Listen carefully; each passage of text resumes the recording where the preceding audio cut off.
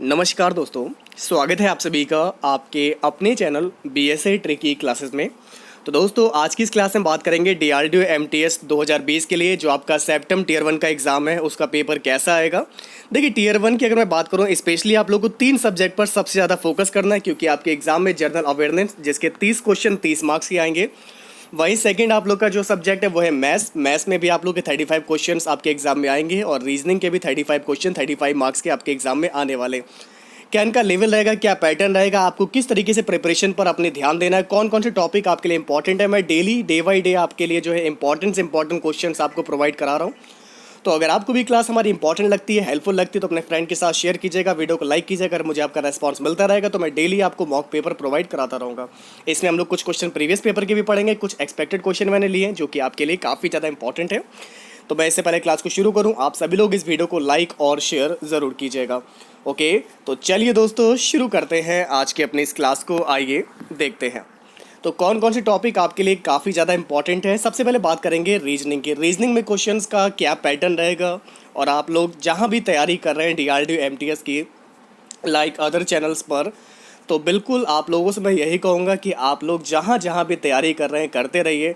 आपके टीचर्स जो भी आपसे कहते हैं उसको फॉलो कीजिए, उस चीज़ को पढ़िए, लेकिन सब कुछ पढ़ने के बाद एक नज़र हम पर भी, और जो भी मैं आप लोग को यहाँ पर स्टडी मटेरियल प्रोवाइड करा रहा हूँ इसको सॉल्व करिए, अपनी प्रैक्टिस कीजिए, क्योंकि आपके रिवीजन और प्रैक्टिस के लिए मैं डेली बेस पर क्लास करा रहा हूँ ताकि हमारे किसी भी स्टूडेंट्स को प्रॉब्लम ना हो अपने एग्ज़ाम में। आपको लास्ट में पेपर ही देना है तो पेपर को कैसे देना है ये चीज़ मैं आपको सिखा रहा हूँ, कैसे कम से कम टाइम में आप लोग अपनी परफॉर्मेंस को और बेटर कर सकते हैं और अपने आप को बेस्ट प्रूफ कर सकते हैं।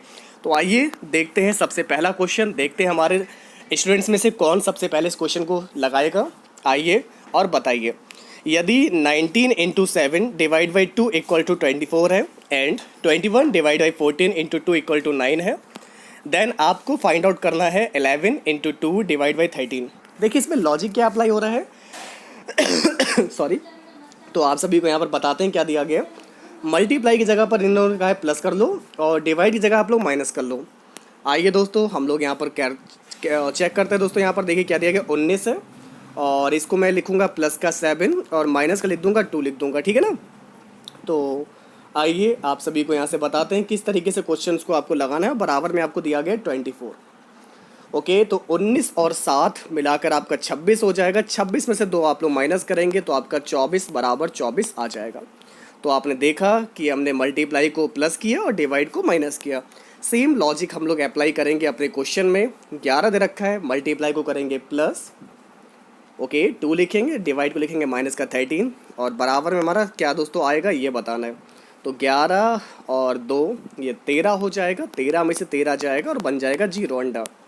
तो अगर किसी का भी आंसर यहाँ पर 0 आ रहा है तो उसको मिलते हैं फुल मार्क्स, अगर जिसका 0 नहीं आ रहा है उसको मिलते हैं 0 मार्क्स। नेक्स्ट क्वेश्चन देखिए क्या है आप सभी के सामने। अब एक क्वेश्चन आपके एग्जाम में आपको ऐसा मिलेगा, arrange the given words in the sequence in which they occur in the dictionary. निम्नलिखित शब्दों को शब्दकोश में आने वाले क्रम के मुताबिक लिखिए। सबसे पहले आपका आएगा पी। अब पी में पहले आपका एल है, आर है, एच है, एल है, ई है। तो पहले आपका ई वाला आ जाएगा तो पहला 4 वाला आ जाएगा। फिर पी के बाद आपका एच वाला आ जाएगा, 3 वाला आ जाएगा। फिर एल दे रखा है, यहाँ पर भी एल है, यहाँ भी एल है। अब इन दोनों में से पहले कौन सा आएगा, एल ए एन सी। तो पहले सी वाला आएगा, उसके बाद एन वाला आएगा सॉरी, और उसके बाद आप लोग का प्राइम वाला आ जाएगा। तो मतलब दोस्तों यहाँ से 4 3 5 1 2, यानी कि जिसका भी आंसर बी आ रहा है बेटर, वेरी गुड। अब देखिए अगला क्वेश्चन, देखिए क्या दिया गया इसको बताइए। इन the following question select the missing number from the given series. 3 5 9 17 33। हमने यहाँ पर देखा 3 2 5 5 4 9 9 8 17 17 16 33। तो दोस्तों 2 दूनी 4 दूनी 8 दूनी 16 दूनी 32। तो 33 में 32 जोड़ देंगे तो हमारा 65 आ जाएगा। क्लियर होगी इतनी बात। तो अगर आप लोगों में से किसी का भी आंसर 65 आ रहा है तो आपका आंसर बिल्कुल राइट होगा, परफेक्ट होगा। Okay very good. चलिए अगला क्वेश्चन ट्राई कीजिए। एक आपको अनुक्रम दिया गया है जिसमें से एक पद आपका लुप्त है। दिए गए विकल्पों में से वह सही विकल्प चुनिए जो इस अनुक्रम को पूरा करे। तो आइए आपको बताते हैं, डब्ल्यू एस ओ के आपको यहाँ पर समझ में आ चुका होगा। डब्ल्यू के बाद आपका एस आ रहा है, फिर आपका माइनस का 4 स्टेप ओ आ रहा है, तो दोस्तों यहाँ पर जो आपका लॉजिक फॉलो करना है, माइनस का चार चार स्टेप आपको पीछे जाना है। तो जी से 4 स्टेप पीछे जाएंगे तो आपका क्या हो जाएगा, सी आ जाएगा। ओके, इसका राइट आंसर क्या होगा, ऑप्शन बी होगा और आंसर सी होगा। चलिए नेक्स्ट क्वेश्चन प्लीज। चलिए आंसर बताइए इसका क्या होगा। इन the following question select the odd words from the given alternatives. निम्नलिखित प्रश्न में दिए गए विकल्पों में से विषम शब्द को चुनिए। Ginger root, tomato fruit, potato stem, carrot fruit. देखिए इसमें गलत दे रखा है आपको डी वाला, क्योंकि गाजर फल नहीं बल्कि सब्जी वर्ग में आता है। गाजर जो है आप लोग का ये फल में नहीं, आपका वेजिटेबल में आता है। तो डी वाला पॉइंट आपको गलत दिया गया। ओके नेक्स्ट प्लीज, इसको देखिए और ट्राई कीजिए। इन the following question select the odd numbers pair from the given alternatives. निम्नलिखित प्रश्न में दिए गए विकल्पों में से विषम संख्या युग्म को चुनिए। 7 38, 3 34, 18 47। आइए आपको बताते हैं। 38 में से मैंने 7 माइनस किया, हमारा 31 आ गया। 34 में से मैंने 3 माइनस किया, 31 आ गया। 53 में से मैंने 22 को माइनस किया, मेरा 31 आ गया। बट 47 में से 18 को माइनस किया, मेरा 29 आ गया। तो सबसे अलग हो जाएगा सी वाला, क्योंकि इसमें दोनों संख्याओं के बीच का अंतर 29 है, बाकी सभी में 31 है। ओके नेक्स्ट क्वेश्चन देखिए, ट्राई करिए इसको भी। In the following question select the odd letters from the given alternatives C D K M P Q W X. तो इसका राइट आंसर क्या हो जाएगा, के एम हो जाएगा, क्योंकि बाकी सभी में एक एक स्टेप आगे बढ़ना है। ओके बाकी सभी में एक स्टेप आगे बढ़ना है, इसमें 2 स्टेप के एल एम। चलिए नेक्स्ट क्वेश्चन आपका है वेन डायग्राम का। आपको दिया गया मेटल्स, एल्यूमिनियम और ऑक्सीजन। देखिए अगर मैं मेटल की बात करूं तो मेटल में आपका एल्यूमिनियम आता है। एल्यूमिनियम भी तो एक धातु है, बट ऑक्सीजन ये कोई मेटल थोड़ी ना है, तो ये सबसे अलग हो जाएगा। तो इसका राइट एंड परफेक्ट आंसर हो जाएगा आपका बी वाला।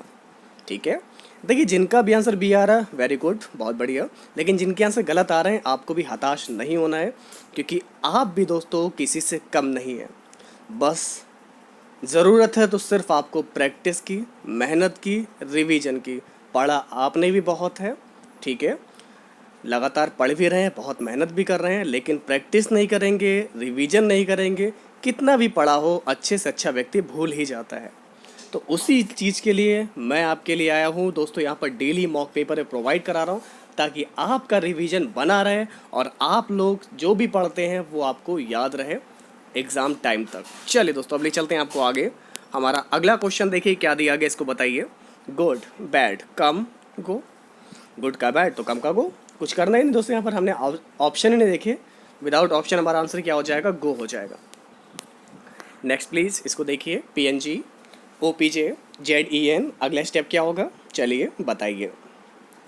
पी क्यू एक स्टेप बढ़े आगे, एन ओ पी 2 स्टेप आगे बढ़े, जी एच आई जे 3 स्टेप आगे बढ़े, मतलब 1 2 3 स्टेप आगे बढ़े दोस्तों। Z A E F G N O P Q, तो क्यों आ जाएगा, तो ए जी क्यों आ जाएगा। आपका राइट आंसर क्या होगा, बी हो जाएगा। ओके अगला क्वेश्चन देखिए दोस्तों। निम्नलिखित विकल्पों में से वह शब्द चुनिए जो दिए गए शब्द के अक्षरों का प्रयोग करके नहीं बनाया जा सकता। हैस्टिंग्स, तो इस शब्द से स्टार शब्द को नहीं बना सकता, क्योंकि मूल शब्द में आर का उल्लेख नहीं किया गया है। तो इसका एग्जैक्टली आंसर हो जाएगा option D is the right answer.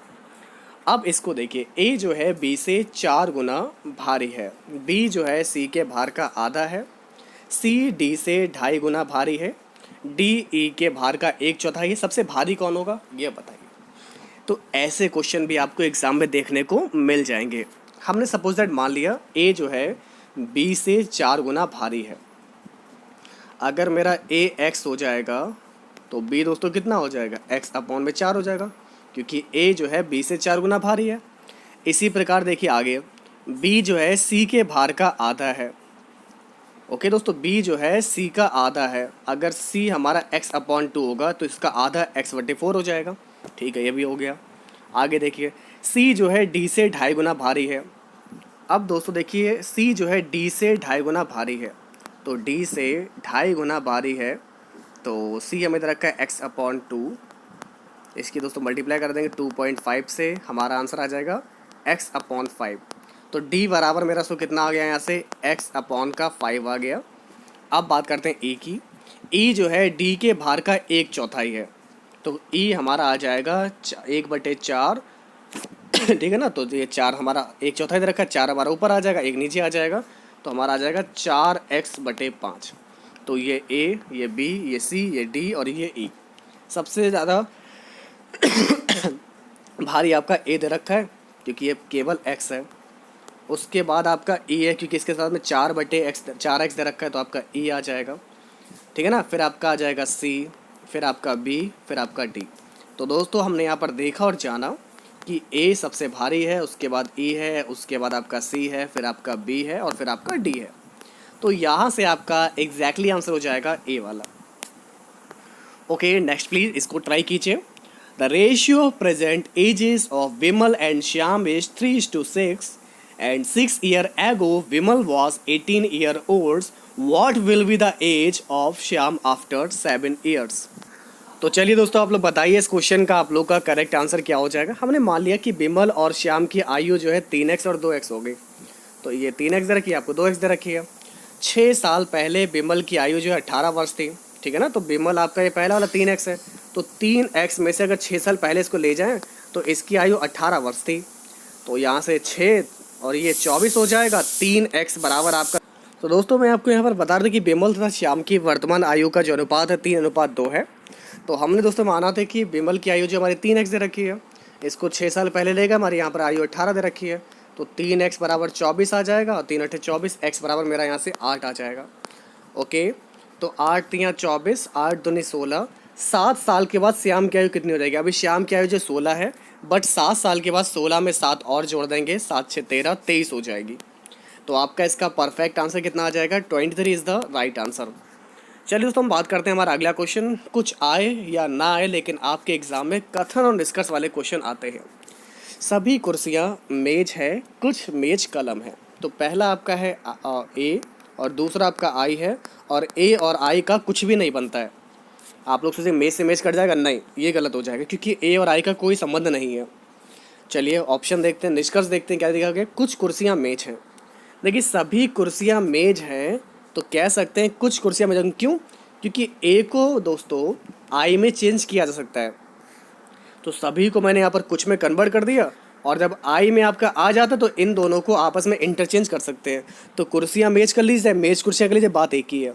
तो पहला आपका सही हो गया। कलम कुर्सियाँ, कलम नीचे कुर्सियों पर, इन दोनों का तो कुछ बनेगा ही नहीं, तो दूसरा आपका गलत हो जाएगा। ठीक है, तो आप लोग कह सकते हैं कि sir only conclusion first are follows. एक विशिष्ट कोड भाषा में कॉर्ड को लिखते हैं FRUG, ऐसे ही इसके और कोड भाषा में लेस को कैसे लिखेंगे ये आप सभी को बताना है। देखिए बहुत ही सिंपल क्वेश्चन आपको यहाँ पर दिया गया है, केवल 3 स्टेप मैंने देखा आगे बढ़ना है। CDEF OPQR RSTU DEFG, केवल आपको 3 स्टेप आगे बढ़ना है। तो LMNO EFGH STUV, तो हमारा आंसर आ जाएगा OHVV। ओके, तो इस क्वेश्चन का एग्जैक्टली आंसर आपका हो जाएगा option A. Okay, next question देखिए, ट्राई करिए, देखते हैं सबसे पहले आप लोगों में से कौन इसको लगाएगा। In a certain code language nail is written as 1521013 and game is written as 82146। How is sell written in that code language? तो एक विशिष्ट कोड भाषा में नेल को लिखते हैं ये, गेम को लिखते हैं ये, एंड कोड भाषा में सेल को क्या लिखेंगे ये आप सभी को बताना है। देखते हैं सबसे पहले आप लोगों में से कौन बताएगा। काफ़ी अच्छा क्वेश्चन आपके सामने है। अब देखिए आपको बताते हैं क्वेश्चन में आपका आंसर क्यों। आपने दोस्तों यहाँ पर देखा एन दे रखा है, एन आपका 14 नंबर पे आता है, एक हमने ऐड कर दिया 15 आ गया। ए आपका 1 नंबर पे आता है, एक जोड़ दे 2 आ गया। वही सेम प्रोसीजर इसमें अप्लाई करेंगे सेल में, SALE। ओके, एस आता है 19 नंबर पे, ए आता है 1 नंबर पे, एल आता है आप लोग का 12 पर, और ई आता है 5 नंबर पे। बस इसमें आपको एक एक नंबर अपने पास से और जोड़ना है। ये 20, ये आपका 2, 12 और एक 13 और 6। तो 20, 12, 13, 6 आपका राइट आंसर कहाँ हो जाएगा? 20 नहीं 20। हाँ, तो आपने बिल्कुल दोस्तों यहाँ पर देखा, ये दिया गया यहाँ पर 20, 2, 13, 6 बिल्कुल आपका आंसर राइट हो जाएगा, क्योंकि हमारा आंसर हो गया 20, 2, 13, 6, तो यही तुम्हारा आया था। तो आपका पहला वाला आंसर बिल्कुल राइट हो जाएगा। अब दोस्तों बात करेंगे जनरल अवेयरनेस की, क्योंकि देखिए जनरल अवेयरनेस की मैं बात करूँ कौन सा क्वेश्चन कहाँ से पुटअप कर लिया जाए कोई नहीं जानता, क्योंकि आपके एग्ज़ाम का पैटर्न तो यहाँ पर डीआरडीओ ने डिसाइड किया है, बट सिलेबस में टॉपिक मेंशन नहीं किए हैं कि कौन सा टॉपिक आएगा कौन सा नहीं आएगा। मेरे पास कुछ ऐसे स्टूडेंट्स के नेगेटिव कमेंट आए थे कि तुम्हें कुछ नहीं पता है कि क्या आएगा क्या नहीं आएगा, आप कोई भी सेट उठा के करा देते, लेकिन ऐसा नहीं है। आपको बता दें, जितने भी आप लोग के प्रैक्टिस पेपर है डीआरडीओ के, मॉक पेपर है डीआरडीओ के, कुछ डीआरडीओ के प्रीवियस पेपर थे, उन पर बेस्ड मैं सारे क्वेश्चन प्रोवाइड करा रहा हूँ। और मैं साथ में ये भी आपको हिदायत दे रहा हूँ कि जो भी मैं क्वेश्चन कराऊँ इनसे रिलेटेड टॉपिक को आप सेल्फ पढ़ते रहेंगे तो आपको ही इससे एडवांटेज मिलेगा। ठीक है, अगर आप लोग पढ़ेंगे तो लाभ आपको होगा ना कि हमको। हमको तो सिर्फ खुशी होगी आपकी कामयाबी से। ठीक है, इसलिए आप लोग किसी भी तरीके की बातों पर ध्यान मत दीजिए। जितना भी आपको कराया जा रहा है आपके लिए सफिशिएंट है, इम्पॉर्टेंट है। तो अगर आपको क्लास अच्छी लगती है तो बस लाइक और शेयर करते रहिएगा, बाकी मैं आपको क्लासेस कराता रहूँगा। अब देखिए पहला क्वेश्चन आपको क्या दिया गया है। Which year against the tax policies of the British in Assam did the Patharughat peasant rebellion in India. तो दोस्तों कहने का मतलब मेरा ये है कि असम में अंग्रेजों की कर नीतियों के खिलाफ किस वर्ष में पथारू घाट किसान विद्रोह हुआ था। आइए आपको बताते हैं इसके बारे में। 86 क्वेश्चन आपके लिए इंपॉर्टेंट भी है, काफ़ी अच्छा क्वेश्चन भी है, और इस क्वेश्चन का आपका सही जवाब बिल्कुल सही बताया 1894। ठीक है, ये बात है दोस्तों आपकी करीब 28 जनवरी 1894 की। ओके, ये दिन है आप लोग का, आपको बता रहा हूँ 28 जनवरी 1894 का। तो इस टाइम पथारू घाट असम में किसान की बैठक आयोजित की गई, जहां पर तत्कालीन जिलाधिपति मी एंडरसन, आरक्षी प्रधान JR वरिंगत और जो आपके उपखंड अधिकारी थे जिनका नाम था मिस्टर रेमिंगटन, अपने सिपाही और अस्त्र शस्त्र के साथ वहां पहुंचते हैं। तो दोस्तों वो सब लोग अपने अस्त्र शस्त्र के साथ वहां पहुंचे। वहां दोनों पक्षों में बहस शुरू होने के बाद वरिंगत के आदेश पर सारे सिपाही उन किसानों के ऊपर अंधाधुंध गोली चलाना शुरू कर देते हैं, जिसमें करीब 140 किसानों की दुखद मौत हो जाती है और करीब 150 से ज़्यादा किसान घायल हो जाते हैं। तो इस विद्रोह को पथारू घाट विद्रोह का दिन या पथारू घाट किसान विद्रोह कहा गया। बहुत कम लोग ये जानते हैं। आप लोगों ने दोस्तों जलियांवाला बाग हत्याकांड तो सुना ही होगा, उसी तरीके से ये भी था एक। तो ये बात आप लोग की 28 जनवरी की है, ठीक है ना, वो 13 तारीख की बात थी, ये आपके 28 की है। तो 28 जनवरी 1894 में असम में एक किसान की बैठक आयोजित की गई, जहां पर तत्कालीन जिलाधिपति मी एंडरसन, आरक्षी प्रधान JR वरिंगत और उपखंड अधिकारी मी रेविंटन, तो ये अपने सिपाही और अर्थशास्त्र के साथ वहाँ पहुँचे। लेकिन दोनों पक्षों में बहस होने के बाद वहाँ पर वरिंगत ने आदेश दिया और सारे सिपाही उन पर किसानों के ऊपर अंधाधुंध गोली चलाना शुरू कर देते हैं। ऐसे में 140 किसानों की मौत हो जाती है और 150 से ज़्यादा लोग जो है इसमें घायल हो जाते हैं। ठीक है, क्लियर होगी इतनी बात। अच्छा, अगला क्वेश्चन देखिए। Identify the units of measuring intensity of sound. ध्वनि की तीव्रता मापने की इकाई क्या है? बहुत बार मैंने डिस्कस किया, आपको याद भी होगा, डेसिबल है। ठीक है, ओके। अगला क्वेश्चन देखिए आपको क्या दिया गया है, इसको आपको बताना पड़ेगा। दोस्तों, मानक स्रोत के संदर्भ में अज्ञात स्रोत द्वारा उत्पादित प्रकाश की तीव्रता को मापने के लिए किस उपकरण का उपयोग किया जाता है? तो सही जवाब होगा आपका photometer is the right answer. Okay, next बताइए। दारिंगबाड़ी हिल स्टेशन भारत के किस राज्य में स्थित है? आइए आपको ले चलते हैं भारत के पूर्वी तटीय राज्य जिसका नाम है ओडिशा। तो भारत के पूर्वी तटीय राज्य ओडिशा में स्थित दारिंगबाड़ी एक खूबसूरत हिल स्टेशन है जो मनमोहक आबोहवा और पहाड़ी आकर्षणों के लिए जाना जाता है। बात करते हैं समुद्र तल से लगभग ये 3000 फुट की ऊंचाई पर स्थित यह पर्वतीय हिल स्टेशन घने जंगलों और जीव जंतुओं के साथ साथ एक समृद्ध जैव विविधता का प्रतिनिधित्व करता है। और इस पर्वतीय स्थल की खूबसूरती को देखते हुए इसे ओडिशा का कश्मीर भी कहा जाता है। ओके, तो ओडिशा का कश्मीर दोस्तों ये है आप लोग का Daringbadi hill station. Next question please, इसको बताइए। जनवरी 2019 में आर्थिक रूप से कमज़ोर वर्गों के लिए 10% कोटा लागू करने वाला पहला भारतीय राज्य कौन सा बन गया है? ठीक है, आपको पता होगा EWS, इकोनॉमिकली वीकर सेक्शन। तो सबसे पहला जो राज्य आपका है ये है आपका गुजरात। ये बात है दोस्तों आपकी 14 जनवरी की। तो 14 जनवरी 2019 को आर्थिक रूप से कमज़ोर और गरीब सवर्णों के लिए 10% आरक्षित कोटा लागू करने वाला पहला भारतीय राज्य गुजरात है। ओके, अब ले चलते हैं आपको आगे। हमारा अगला क्वेश्चन देखिए, चेचक का पहला टीका किसने खोजा? बच्चा भी बता देगा, एडवर्ड जेनर ने। नेक्स्ट क्वेश्चन प्लीज़, इसको बताइए।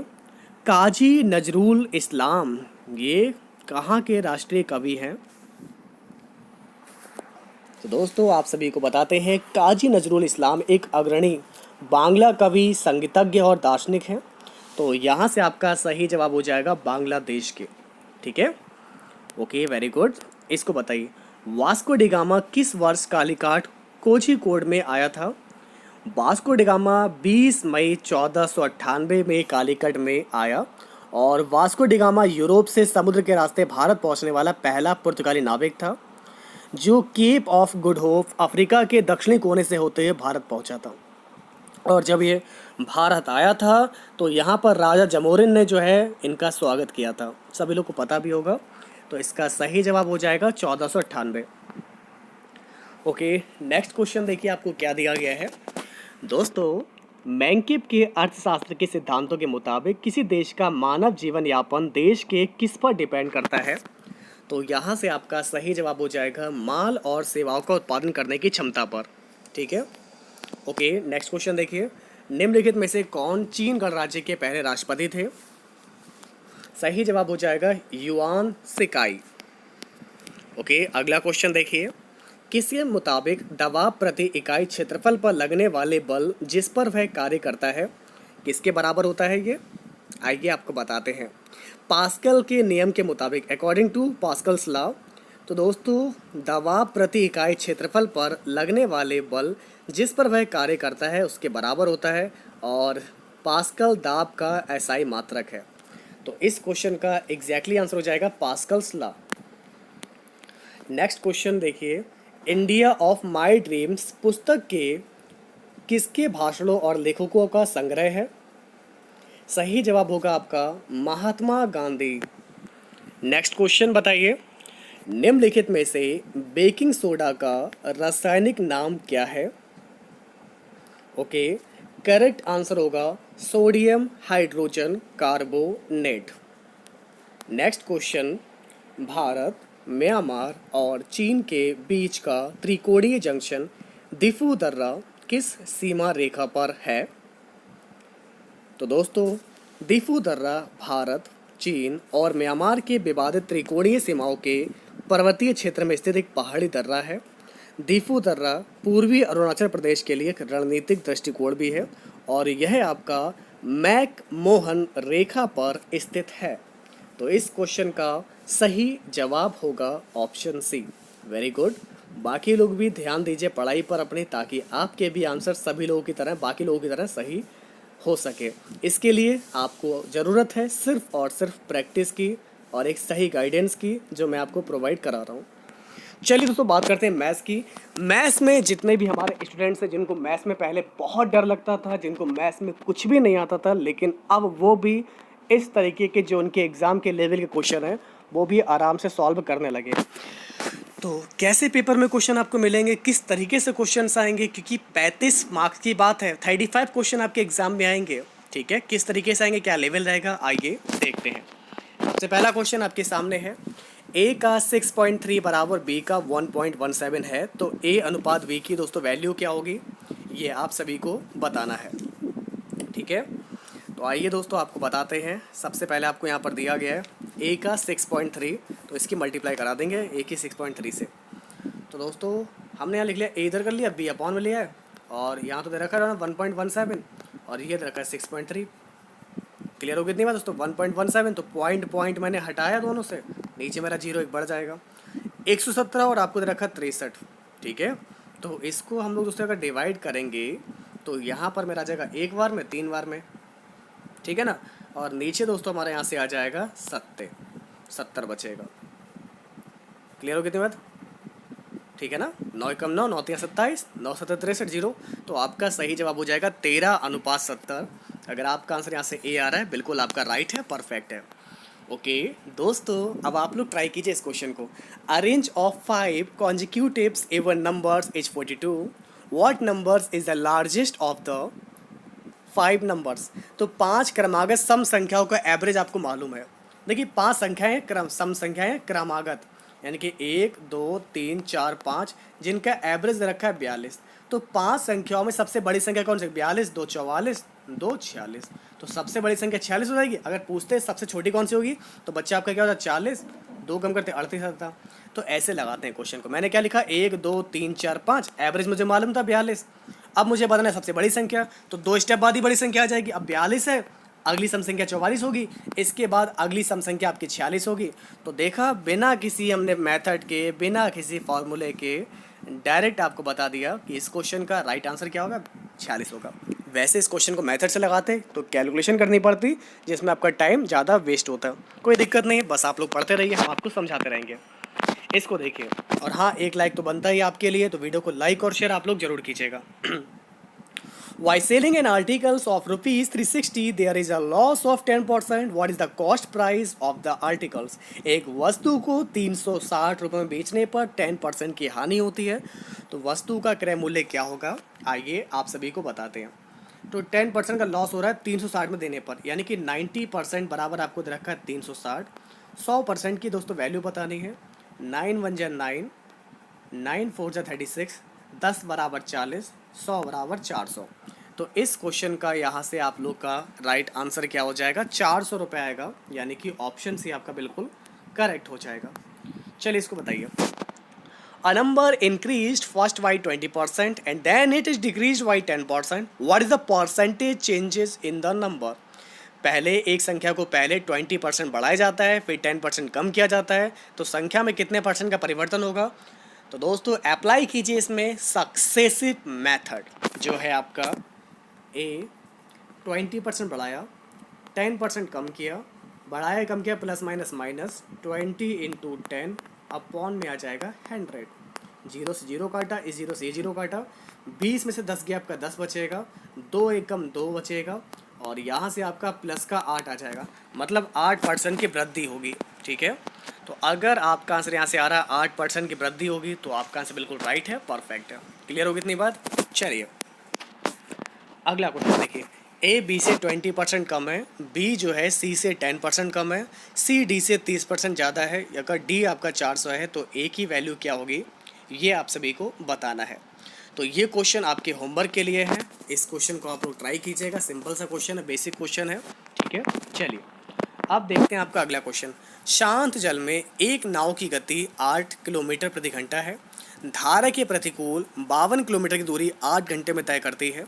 धारा की गति क्या होगी, आपके ऑप्शन है 1.5, 2, 3 या फिर 2.5। शांत जल में नाव की स्पीड आपको मालूम है, आपको 8 दे रखा है। शांत जल में नाव की चाल आपको 8 दी गई है। धारा की चाल माइनस का वाई हमने लिख लिया। चाल बराबर तो दूरी बटे समय। तो धारा के प्रतिकूल 52 किलोमीटर की दूरी जो है 8 घंटे में तय करती है। ठीक है, तो दोस्तों हमने यहाँ पर लिख दिया 52/8। अब इसको 2 से करेंगे डिवाइड। ओके, 4 से करते हैं। देखिए 4 एकम 4, 4 तिया 12, 4 दुनिया 13/2 आ गया। अब इधर आपको दे रखा है 8, इधर दे रखा है 13/2, तो y ले जाएंगे इधर। ओके, तो दोस्तों हमारे यहाँ से क्या हो जाएगा, 13/8 आ चुका है, सॉरी 13/2 आ चुका है। तो 8 माइनस वाई बराबर 13/2, 2 की मल्टीप्लाई करा देंगे तो आपका 16 हो जाएगा, माइनस का 2y हो जाएगा, बराबर में आपका 13 रहेगा। ओके, 16 में से 13 जाएगा, आपका बचेगा 3। तो 2y बराबर मेरा दोस्तों कितना आ जाएगा, 2y बराबर आ जाएगा 3। तो यहाँ पर कह सकते हैं कि सर y बराबर हो जाएगा 3/2, जिसको लिख सकते हैं 1.5 किलोमीटर पर आवर। तो यहाँ से आपका सही जवाब कितना हो जाएगा, 1.5 आ जाएगा, 1.5 किलोमीटर पर आवर। ओके, आपका अगला क्वेश्चन आपके सामने है। अब देखिए दोस्तों आपका अगला क्वेश्चन, एक 45 किलोमीटर प्रति घंटा के से चलने वाली रेलगाड़ी एक टेलीफोन के खंभे को पार करती है।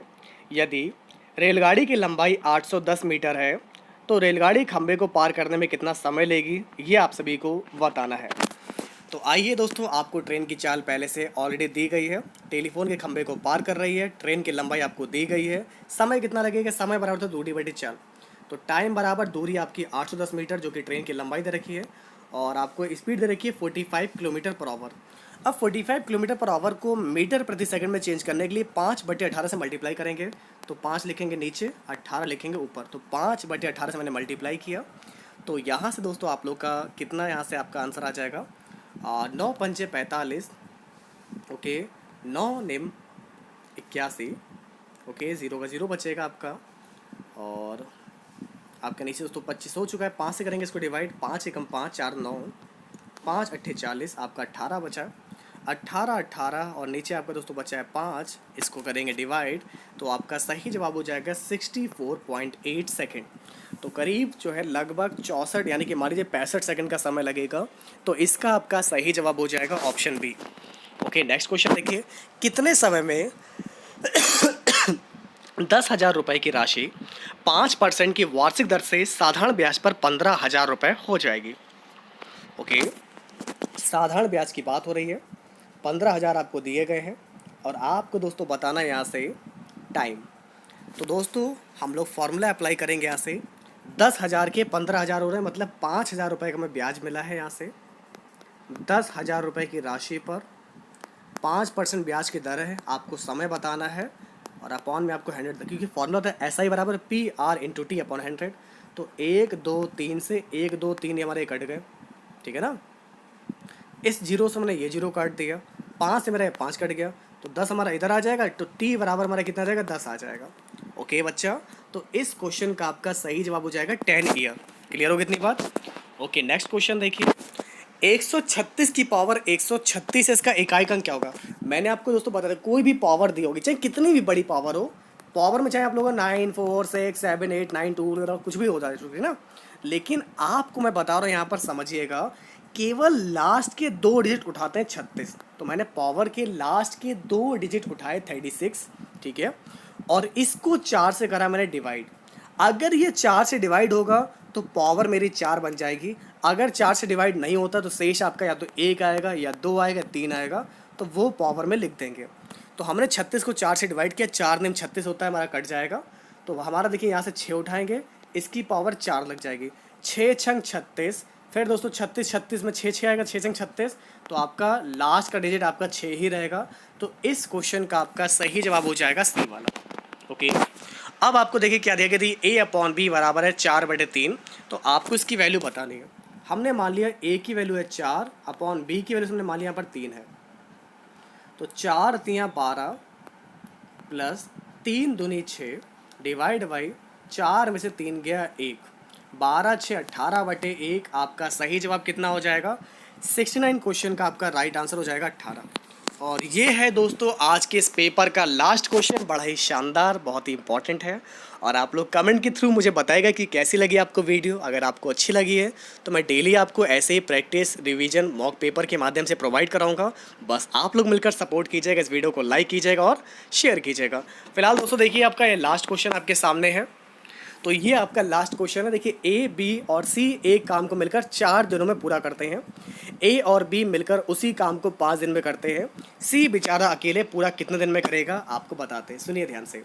A, B और C जो है किसी काम को मिलकर 4 दिन में करते हैं, A और B जो है उसी काम को मिलकर 5 दिन में करते हैं, C बेचारा कितने में करेगा, 4 पंजे हो गया 20, ओके ना, तो 4 पंजे 20, 5 चौक 20, टोटल क्षमता 5 है, इन दोनों की क्षमता 4 है, तो इसकी क्षमता 1 हो जाएगी। ये 1 की स्पीड से काम करेगा, काम करना है 20, एक दिन में एक ही काम कर पा रहा है, तो 20 काम करने में से कितना समय लगेगा, 20 दिन का समय लगेगा। तो 70 क्वेश्चन का आपका सही जवाब हो जाएगा 20। ओके, तो कैसे लगी दोस्तों वीडियो? अगर आपको आज की क्लास इंपॉर्टेंट लगी हो, हेल्पफुल लगी, इस वीडियो को लाइक कीजिएगा, शेयर कीजिएगा। फिर मुलाकात होगी आप लोगों से आपके नेक्स्ट क्लास में कुछ ऐसे ही इंपॉर्टेंट क्वेश्चन के साथ। तो बने रहिए आप लोग आपके अपने चैनल BSA ट्रिकी क्लासेस में। तब तक के लिए दोस्तों नमस्कार।